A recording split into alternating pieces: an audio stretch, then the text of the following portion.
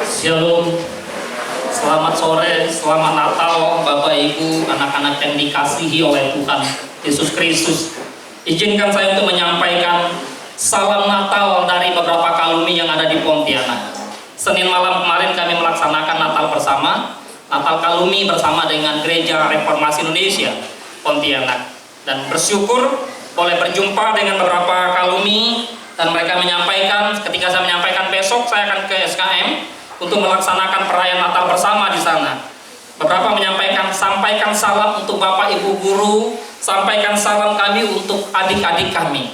Ya, kiranya Tuhan menolong, Tuhan memberkati. Terima kasih kepada panitia Natal, gabungan SKM, SSTM dan juga GRI Plasma 5 ini yang memperkenankan kepada saya untuk menyampaikan kebenaran firman Tuhan pada Natal hari ini. Bapak Ibu Saudara yang dikasihi Tuhan, saya membawa kita untuk melihat satu bagian dari firman Tuhan yang terambil dari Lukas pasal 1 ayat 31 sampai ayat yang ke-35. Lukas pasal 1 ayat 31 sampai ayat yang ke-35.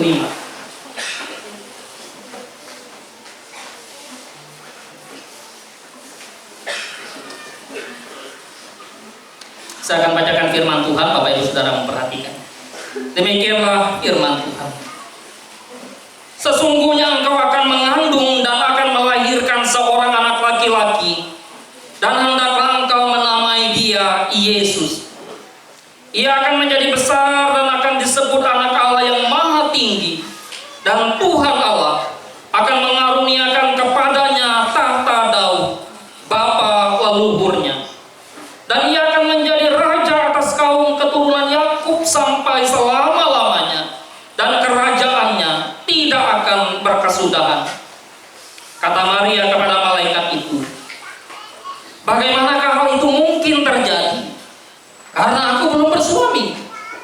Jawab malaikat itu kepadanya, Roh Kudus akan turun atasmu, dan kuasa Allah yang maha tinggi akan menaungi engkau. Sebab itu anak yang akan kau lahirkan itu akan disebut kudus, anak Allah. Demikianlah pembacaan firman Tuhan kita pada sore hari ini. Berbahagialah setiap kita yang bukan hanya membaca tetapi juga yang merenungkan kebenaran firman Allah di dalam kehidupan kita hari lepas hari. Bapak Ibu Saudara yang dikasihi oleh Tuhan, ketika berbicara tentang mujizat, maka seringkali orang Kristen merindukan mujizat itu, bukan?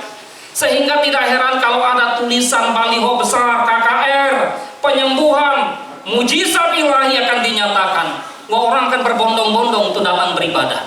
Misalnya saja, mujizat kesembuhan akan dilakukan, mujizat pemulihan ekonomi akan dilakukan, mujizat ini dan mujizat itu akan dikerjakan. Wah, saudara, barangkali kalau saudara sedang sakit, pasti saudara salah satu orang di antaranya akan milih datang itu untuk hadir di ibadah, bicara tentang lawatan dan mujizat yang dinyatakan. Ketika orang kemudian, wah, mujizat pemulihan ekonomi akan dilakukan oleh hamba Tuhan ini, maka orang akan datang, wah, ekonomi kita akan dipulihkan. Mujizat kesembuhan akan dilakukan, dan siapapun yang sakit akan mendapatkan lawatan Allah. Beberapa waktu yang lalu, ketika salah seorang, ini bukan orang biasa, bukan orang awam, tapi seorang hamba Tuhan yang notabene-nya mengerti dengan benar, mengerti akan konsep teologi bahwa seperti apa mujizat itu. Tapi ketika dia mengalami satu kondisi sakit yang sangat parah dan mendengar ada KKR di sana, lalu saya tanya pada istrinya, kalian mau hadir? Iya. Kenapa? Barangkali dengan hadir di sana mujizat terjadi untuk suami saya, kesembuhan dinyatakan. Ibu bapak saudara yang dikasihi oleh Tuhan, maka berapa banyak orang Kristen yang memahami mujizat dengan tepat, memahami mujizat dengan benar. Ketika berbicara tentang mujizat, maka dalam mujizat tindakan Allah berupa peristiwa-peristiwa yang mengejutkan, yang melampaui apa yang dipikirkan, apa yang dipandang sebagai kewajaran manusia, batas wajarnya manusia. Banyak hal yang terjadi dalam kehidupan umat Allah. Alkitab mencatat banyak tentang mujizat, baik di perjanjian lama maupun perjanjian baru. Perjanjian lama, bagaimana mujizat dinyatakan ketika bangsa Israel mau keluar dari tanah Mesir, maka kepada Firaun dinyatakan mujizat demi mujizat. Ketika mereka ada di padang gurun, mujizat Tuhan juga dinyatakan dengan memberikan mereka mana dari surga menjadi makanan bagi mereka. Ketika mereka mengalami peristiwa air yang pahit dan Tuhan mengubah air itu menjadi air yang manis. Banyak hal yang Tuhan kerjakan, termasuk di dalam perjanjian baru ketika Allah melakukan mujizat. Tapi mujizat itu apakah mujizat yang terbesar dalam sepanjang sejarah? Ini yang menjadi pertanyaan bagi kita.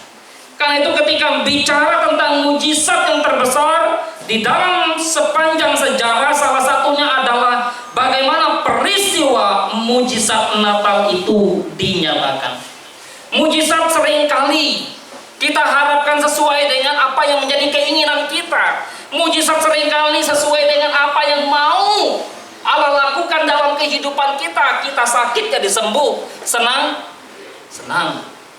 Kita miskin jadi kaya, ini mujizat katanya, senang sekali. Tetapi dalam peristiwa Natal, maka saya melihat ada konflik yang terjadi atau yang dialami dalam mujizat Natal itu.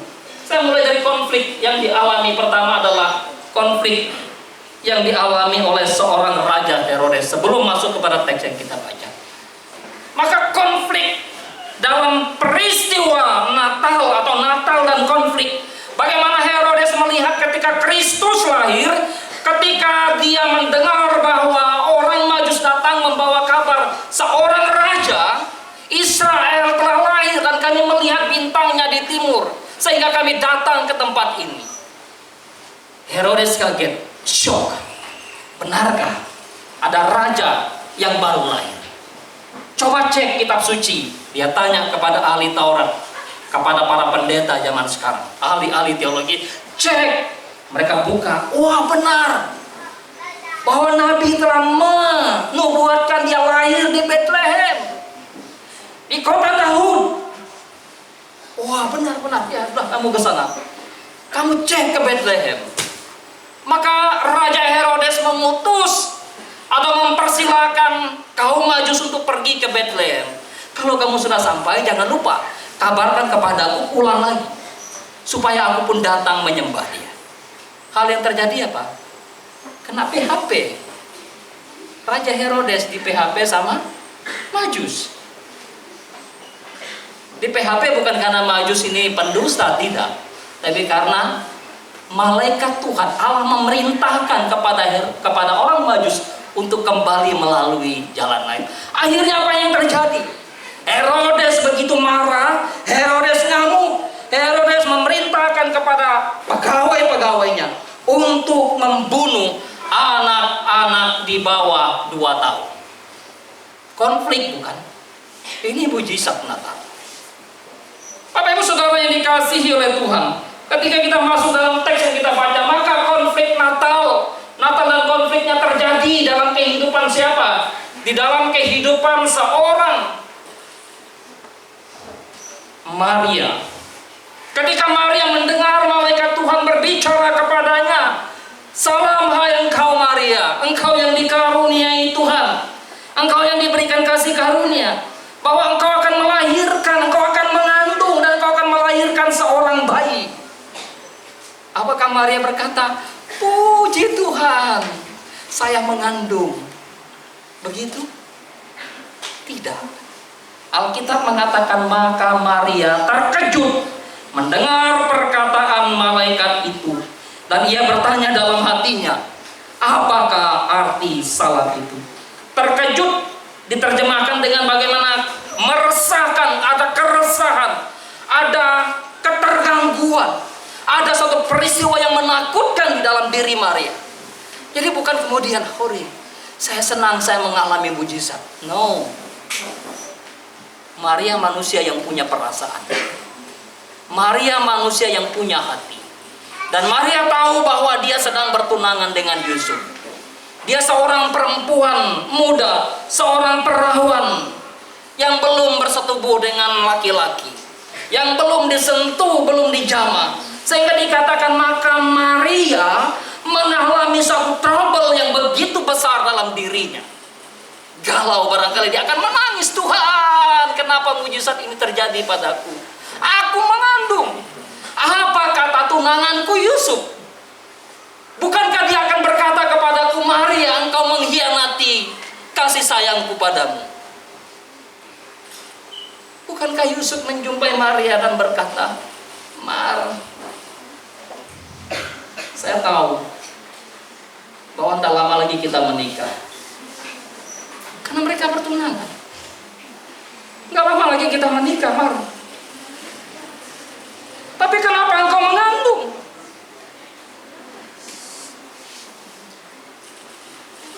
Apa yang terjadi dengan Maria? Apakah dia akan bersuka cita pertama? No. Dia akan menanggung rasa malu. Dia menanggung aib. Belum lagi ditanya oleh ayah dan ibunya. Nah, kamu mengandung. Siapa laki-laki yang menghampiri? Apakah Yusuf tunanganmu itu melakukan perbuatan yang demikian terhadap kamu? Atau ada laki-laki lain yang menghampiri? Bapak Ibu Saudara yang dikasihi oleh Tuhan, ini berbahaya sekali dalam konteks kehidupan orang Yahudi pada zaman itu. Ini bisa dihukum. Sehingga tidak heran kemudian bagaimana mujizat Natal juga dan konflik yang terjadi dialami oleh seorang tunangannya bernama Yusuf. Yusuf tidak menerima kemudian kandungan tunangan saya mengandung, tidak. Yusuf seorang laki-laki yang takut akan Allah, yang tulus mencintai, yang jujur, yang baik hati, sehingga ketika mendengar bahwa Maria akan mengandung, apa yang dilakukan Yusuf? Dia ingin menceraikan Maria, tunangannya, dengan dia. Kenapa?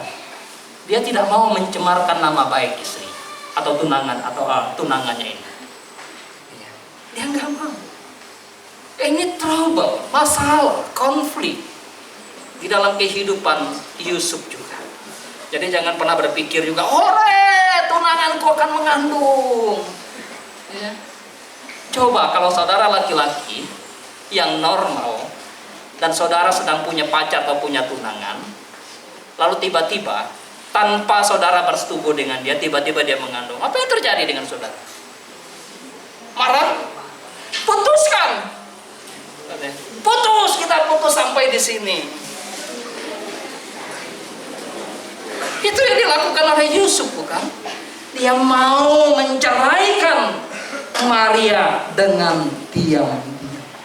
Karena itu ketika saya merenungkan bagian ini, Tuhan, apakah dengan Engkau memberikan mujizat ini, Engkau mau menghancurkan pertunangan Yusuf dan Maria? Apakah dengan Engkau memberikan seorang bayi yang kudus dalam kandungan Maria, Engkau mau mempermalukan Maria? Apakah Engkau mau menghancurkan relasi yang indah antara Maria dan Yusuf? Apakah Engkau mau menghancurkan kehidupan keluarga besar mereka? Tidak. Karena itu malaikat Tuhan mengkonfirmasi lagi, jangan engkau takut untuk mengambil Maria sebagai istri, karena anak yang di dalam kandungannya adalah dari Allah. Bapak Ibu Saudara yang dikasihi oleh Tuhan, karena itu konflik terjadi dalam peristiwa mujizat Natal. Apa mujizat Natal yang ada atau yang terjadi di sana? Bapak Ibu Saudara yang dikasihi oleh Tuhan, maka mujizat Natal yang boleh kita lihat pertama adalah seorang perawan mengandung. Kalau seorang yang sudah menikah, perempuan yang sudah menikah mengandung, wajar? Orang nggak perlu bertanya, bukan? Nggak perlu, karena memang dia punya suami, dia punya pasangan. Terus kalau seorang perempuan muda nggak punya suami lalu mengandung, pernah terjadi? Pernah. Nggak punya suami tapi mengandung, nggak perawan lagi. Artinya artinya ada laki-laki yang mempersetubuhi dia, walaupun dia bukan suaminya. Tetapi ini seorang perawan yang belum bersuami. Dia adalah perempuan muda. Ya, saya mengatakan seorang perempuan muda, Alma. Seorang perempuan muda akan mengandung dan melahirkan seorang anak laki-laki. Dan Matius menggunakan kata perawan untuk perempuan muda itu, Parthenos. Ayat yang ke-27 itu 2 kali penekanan kata perawan. Bahwa Tuhan mengutus malaikatnya kepada seorang perawan. Sehingga ketika Maria mendengar berita malaikat itu, Maria berkata, aku belum bersuami, aku belum punya seorang laki-laki. Di dalam terjemahan baru, aku belum berhubungan dengan laki-laki. Bagaimana mungkin hal itu terjadi? Saudara yang dikasihi oleh Tuhan, malaikat itu mengatakan, Roh Kudus akan menaungi engkau. Engkau akan mendapat kasih karunia Allah. Engkau akan mendapat belas kasihan Allah. Orang yang mendapat belas kasihan Tuhan diperkenan oleh Tuhan untuk mengalami suatu mujizat yang Tuhan kerjakan dalam kehidupannya. Maria mulai menerima ketika malaikat itu menjelaskan, sehingga dia berusaha menyimpan perkara itu dalam hati. Apa yang tidak mungkin bagi manusia, mungkin bagi Allah. Apa yang mustahil bagi manusia, tidak mustahil bagi Allah. Saudaramu Elizabeth juga mengandung. Dia seorang yang punya suami, tapi dia mandul. Umurnya sudah lanjut. Secara manusia nggak punya lagi, nggak bisa lagi mengandung. Tapi malaikat katakan, saudara Elizabeth juga mengandung. Wajar, karena masih ada suami. Tapi ini seorang perawan, seorang perempuan muda yang belum disentuh oleh laki-laki, yang belum disentuh oleh siapapun, sekalipun Yusuf adalah tunangannya. Di dalam konteks agama orang Yahudi atau konteks Israel, pertunangan orang Yahudi itu hampir separuh itu sudah masuk ke jenjang pernikahan. Karena itu Matius mencatat, dengan diam-diam Yusuf ingin menceraikan Maria, tunangannya itu. Tapi ketika dia mendengar malaikat, ia tidak jadi menceraikan istrinya. Dalam bagian pertama ada tunangannya, tetapi juga dianggap sebagai istrinya. Jadi sekalipun secara tunangan dan hampir masuk ke jenjang pernikahan, dan secara legalitas sebetulnya sudah disebut sebagai istri, tapi mereka belum bersetubuh. Masih menjaga kesucian, kekudusan. Karena itu pernikahan atau hubungan seksual itu hanya dilakukan oleh suami istri yang sudah menikah, oleh perempuan dan laki-laki yang telah menikah.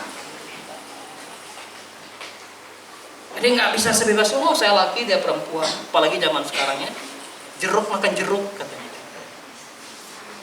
Laki-laki, perempuan. Keberdosaan manusia menghancurkan kekudusan seksual. Tetapi kembali diperlihatkan bagaimana dalam konteks ini Maria dan juga Yusuf memperlihatkan satu kesucian hidup. Mereka anak muda yang begitu luar biasa. Mujizat Natal bukan hanya seorang perempuan, seorang perawan yang mengandung, tetapi juga mujizat Natal bicara tentang bagaimana Allah menjadi manusia. Allah menjadi manusia. Karena itu menjadi pertanyaan besar bagi orang zaman sekarang. Allah kok jadi manusia? Apa yang salah? Enggak ada yang salah.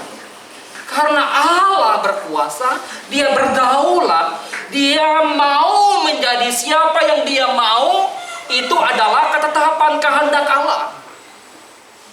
Kita tidak menuhankan manusia, tapi sebelum dia manusia, dia adalah Allah.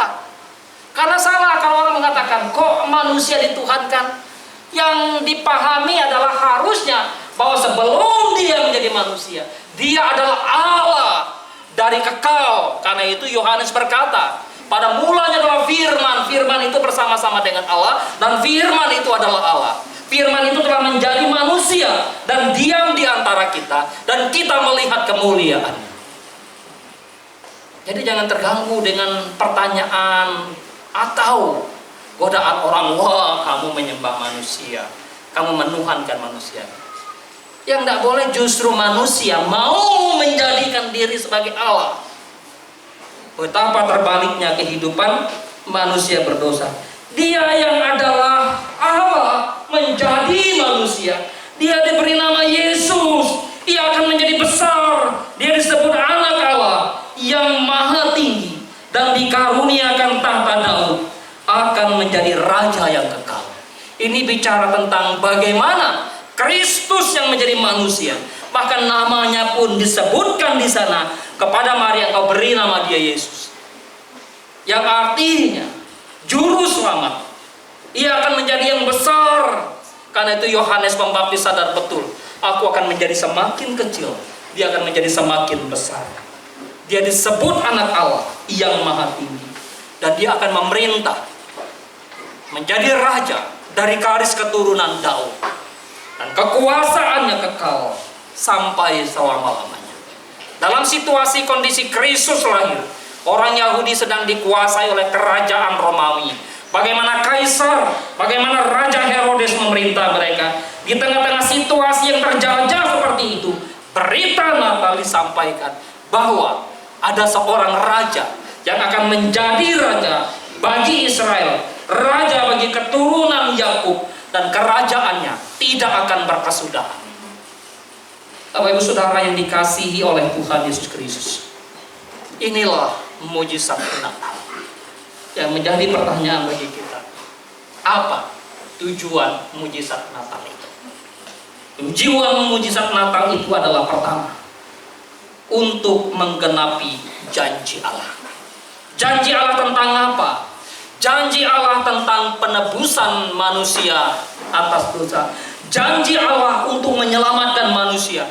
Ketika Adam dan Hawa jatuh dalam dosa, Kejadian pasal 1 ayat 15, maka Allah mengadakan satu perjanjian yang besar. Keturunan perempuan akan meremukkan kepala dari keturunan ular, dan keturunan ular akan meremukkan tumit dari keturunan perempuan itu. Dan janji itu yang terus dikumandangkan, janji itu yang terus diberitakan, janji penebusan ribuan tahun yang lalu digenapi di dalam Kristus Yesus yang lahir. Karena itu kelahiran Kristus, mujizat Natal, bagaimana Allah menggenapi janjinya. Allah begitu setia pada perjanjiannya untuk menyelamatkan manusia dari dosa, untuk menyelamatkan saudara dan saya, menebus dosamu dan dosaku. Kita gampang lupa janji, bukan? Gampang sekali manusia. Hari ini bisa berjanji 1 jam, 2 jam, sehari, 2 hari, seminggu, 2 minggu, sebulan, 2 bulan, setahun, bisa lupa janji. Jangankan yang lagi pacaran, kalau ada tapi nggak boleh pacaran. Jangankan yang lagi ada sesuatu, kadang-kadang aja suami istri dalam pernikahan aja, yang sudah diikat dalam perjanjian suci. Aku setia kepadamu, baik susah maupun senang, baik kaya maupun miskin. Berjanji untuk sehidup semati.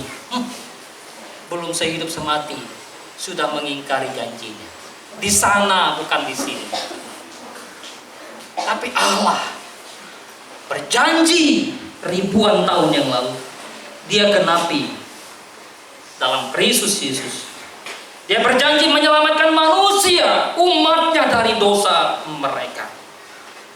Itulah tujuan Natal.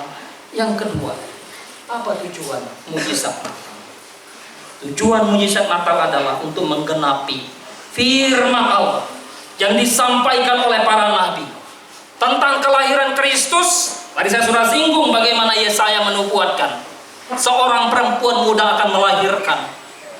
Demikian juga dengan Mika yang sangat spesifik.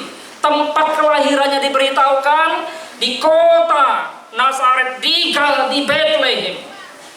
Dia akan lahir di sana, dan bahkan namanya, tujuannya dilahirkan sangat jelas. Maka Matius menyampaikan supaya genaplah firman yang disampaikan oleh para nabi.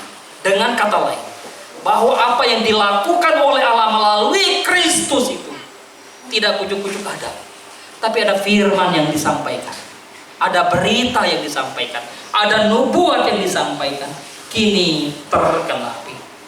Ibu bapak saudara yang dikasihi oleh Tuhan Yesus Kristus, apa aplikasi dari mujizat Natal bagi saudara dan saya? Pertama, mujizat Natal mengajarkan kepada saya dan saudara untuk apa? Untuk hidup dalam kerendahan hati. Untuk hidup dalam kerendahan hati, mau menerima apa yang Tuhan hadirkan, apa yang Tuhan nyatakan dalam kehidupan saya. Maria menerima dengan kerendahan hati. Jadilah padaku menurut kehendak. Aku ini hanyalah hamba. Aku ini bukan siapa-siapa Tuhan. Aku ini hanya mau menjadi pelayan-Mu yang setia. Aku mau menggenapi segala rencana dan kehendak-Mu. Maukah engkau melayani dengan setia? Walaupun itu berat, tidak mudah. Mungkin itu menjadi aib bagi, karena karya Allah di dalam diri. Mau nggak? Karena itu jangan pernah kita berpikir untuk mau mengurangi yang namanya anugerah pelayanan yang Tuhan berikan. Kalau bisa, terima kasih Tuhan, Engkau telah mempercayakan kepadaku pelayanan ini. Dan aku mau bagaimana Engkau menambahkan lagi, melipatkan lagi, memberikan kepadaku pelayanan lagi. Kita manusia seringkali udah pas, cukup, bahkan terlalu banyak. Tapi Maria katakan, jadilah padaku. Ketika engkau mau melayani, melayanilah dengan kerendahan. Ketika engkau dipercayakan di kelas untuk melayani, dipercayakan di asrama untuk melayani. Pak, aku lagi. Kenapa sih Pak? Aku terus. Yang lain dong. Itu anugerah Allah bagimu. Kalau engkau dipercayakan, itu kemurahan Tuhan, belas kasihan Tuhan bagimu. Jangan pernah mau mengurangi pelayanan yang ada. Kedua, kita belajar untuk bagaimana. Ketiga, kita belajar bagaimana untuk memiliki kasih dan pengorbanan yang besar. Kristus tahu kalau di tahtanya, di kemuliaannya, di surga itu jauh lebih nyaman. Tapi dia rela mengambil rupa manusia. Dia menderita, dia mengalami kehausan, dia mengalami kelaparan, dia mengalami kelelahan sebagai manusia dalam ketaatannya, dalam inkarnasinya. Yo, mau di tempat yang mana? Di tempat yang paling nyaman? Itu manusia kita bukan? Mau nggak turun lagi? Mau nggak turun lagi? Karena itu Filipi, tulisan Paulus mencatat, dia yang dalam rupa Allah tidak menganggap kesetaraan dengan Allah sebagai sesuatu yang harus dipertahankan, merendahkan diri, menjadi manusia, bahkan menjadi hamba dan taat sampai mati di kayu salib. Natal mengajar kita untuk mau berkorban. Hargai pengorbanan Bapak Ibu guru, hargai pengorbanan Bapak Ibu dosen, hargai pengorbanan para staf yang ada. Mampu menghargai pengorbanan satu dengan yang lain. Bapak Ibu Saudara yang dikasihi oleh Tuhan, yuk kita belajar berkorban juga, sebagaimana Kristus telah berkorban untuk kita. Tuhan menolong, Tuhan memberkati kita. Kita tundukkan kepala kita.